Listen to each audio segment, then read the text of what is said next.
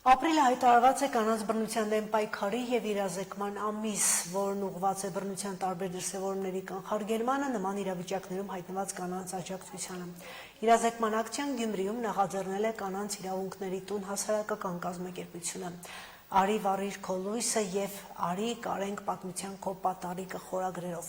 Բացօթյա միջոցառումը Գյումրիի կենտրոնում առաջարկներից մեկն է, որ անցորդները ևս կարող են միանալ բռնության դեմ բողոքին, ծրարել, ուղերձներ ու կախել ծառից։ Իրազեկման մասնակիցները գրառումներ թողնելով նաև կոչ էին անում հասարակությանը չհանդուրժել բռնությունը, չլռել ու չխուսափել բարձրաձայնելուց։ Գյումրիում գործող Կանանց իրավունքների տունը հոգեբանական, սոցիալական իրավունքների պաշտպանության ուղղված աջակցություն է իրականացնում Շիրակի մարզի այն կանանց, որոնք նմանատիպ խնդիրների են բախվել։ Իսկ 2020 թվականից սկսած կազմակերպության ուշադրության կենտրոնում են նաև արցախցի կանայք։ Այս բաց միջոցառումը, որը արի կարենք քո պատմության պատառիկը կամ արի վարիր լույսը եւ այլն, այս միջոցառումը հիմնականում նպատակ ունի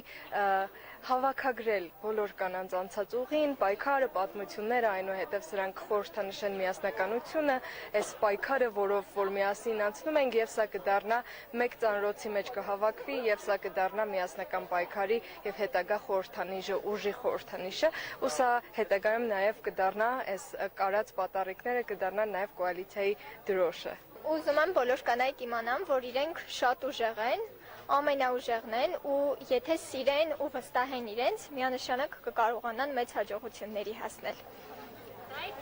Հա, այդ եմ գրել։ Դու ամենաուժեղն ես ու կարող ես հաջողել։ Սիրիր ու վստահիր քեզ։ Ցանկանում եմ այս ուղերձով բոլոր բռնության ենթարկված անձանց ասել, որ իրենք մեղավոր չեն ու մեղավոր է միայն բռնարարը։ Ես երկու ծրար իրականում փակցրեցի, մեկում որոշեցի ոչ մի բան չգրել, որտեղ լռությունը ինքնին ցույց է տալիս, զուտ փակցրեցի այս ստիկերները եւ ներսում եւ դրսում, որ մենք միասին կարող ենք կոտրել բռնության շղթան եւ պետք է միահամուռ պայքարենք, եթե ուզում ենք լինել առողջ հասարակություն։ Ես էլ մի փոքր մաս ունեցա այստեղ, գրել եմ, որ կինը պատմության ընթացքում մշտապես եղել է հզորեակ եւ շարունակելու է լինել ու ծաղկեցնել ամեն մի օր։ Շնորհակալ լինենք բոլոր այն կանանց, ովքեր մշտապես պահպանում են կնոջ հզոր կերպարը ու սիրենք կանանց։ Ամեն իրազեկման արշավից հետո մենք տեսնում ենք, որ բռնության թվերը